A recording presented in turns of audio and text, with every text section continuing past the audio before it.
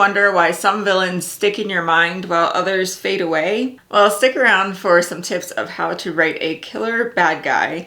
And at the end, I'm going to share one of my favorite tips for really any character writing, but especially villains. As a developmental editor and book coach, I love helping my clients craft their villains. And I always like to analyze stories to figure out exactly why some of their villains stick in my mind so much. So let's dive into these tips of how you can write really compelling villains. The first thing to consider is villains aren't just bad. So being evil is kind of a nebulous concept. Like, what does evil actually mean? That is something that I see sometimes where villains are just evil for the sake of evil, which is pretty much a boring way to approach villains. You can have a lot more substance and depth to this character that make them a lot more compelling for your readers. A villain in the context of a story is someone who is going to be opposing the protagonist. So whatever your protagonist's goals are, the villain is going to be doing something opposite of that or interfering with that in some way.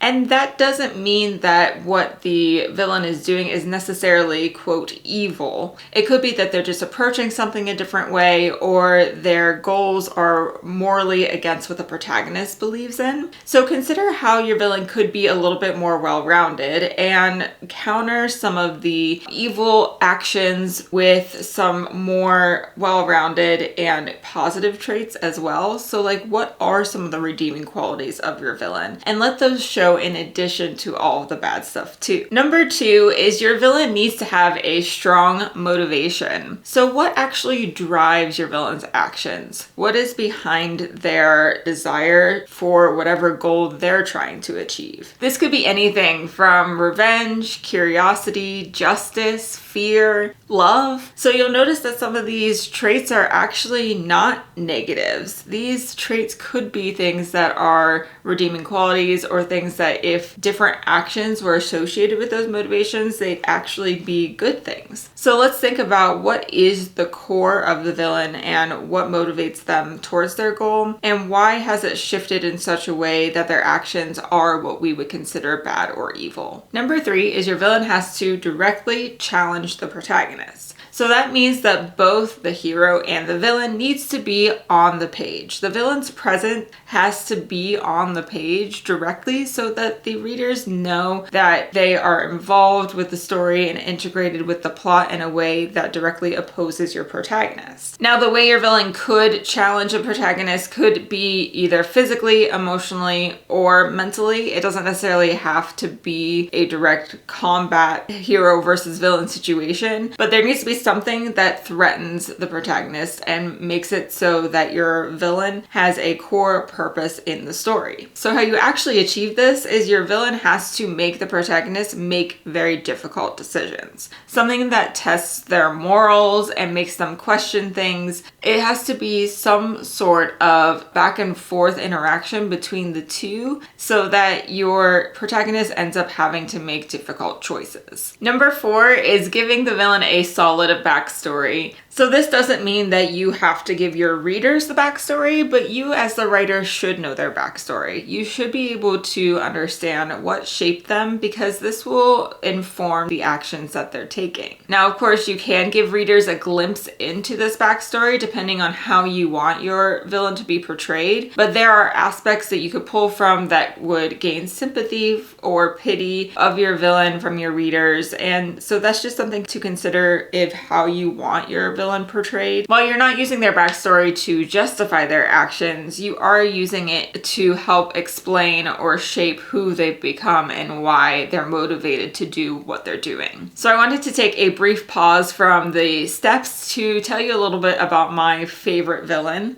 and that is Klaus Michelson from The Vampire Diaries. He is a multi-dimensional character with a lot of substance and motivation behind his actions that are considered evil in the book and TV series. And And so this is a really good example of a villain that I think about a lot and that was interesting and compelling to me. And so just a couple of elements that we can talk about with him. While he is ruthless, he's also deeply emotional. We see a lot of scenes where we see his vulnerability and emotions, especially when it comes to his family or love interests. Klaus is charming but also terrifying, so it's really interesting to see both of those traits interact in the story. In addition, we get a lot of great backstory and motivations. We do get to see some of his backstory with his family growing up and his isolation and how his father treated him, which wasn't so great. So that backstory helps gain sympathy from readers and viewers. And it also helps to frame up his motivation, which is to gain power, but also protect the people he loves and to find peace with his family. Let me know in the comments who your favorite villain is and what makes them stand out to you. Okay, back to the list.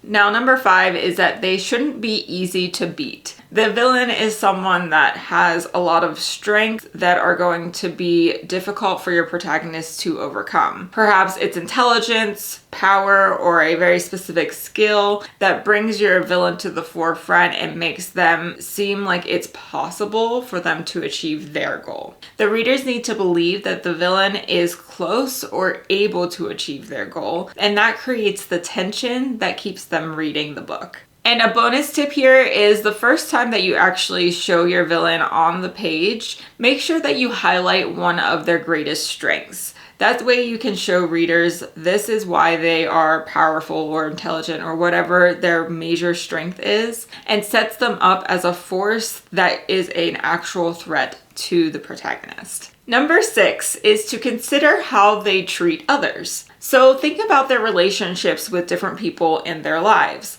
It's possible that they might not be evil or very hated among every single person that they interact with. So think about the different dynamics and how they treat different people, like if they have any lackeys or if they have friends, perhaps they have a family, perhaps they have a love interest, something that brings them a different part of their relationship to the writing as well. This can help round out their character, but it also gives a glimpse of how they try to influence others. Perhaps they use charm or manipulation or anger or threatening, something that you think about how they actually influence the different people in their lives and how they treat other people in not all the same way will add depth to the character and a little bit more glimpse into their goals as well. These different relationships will also make your villain feel more real, because even people that we deem as bad or evil generally have people that they care about in their lives. Number 7 is, what reaction are you looking for out of readers? This is a tip that I enjoy for really all character writing, but especially for villains. And the focus is on what you want the reaction to be when readers are going through your book. Are you wanting them to feel outright disgust, pity, sympathy? Do you want them to find the villain humorous? What kind of reaction are you looking to get out of readers when they start to relate to this villain? I find looking through this lens can be really helpful. It's just a different way to think about things. So it's not necessarily that the actions that you determine the villain would take would change, but the way that they approach them might change,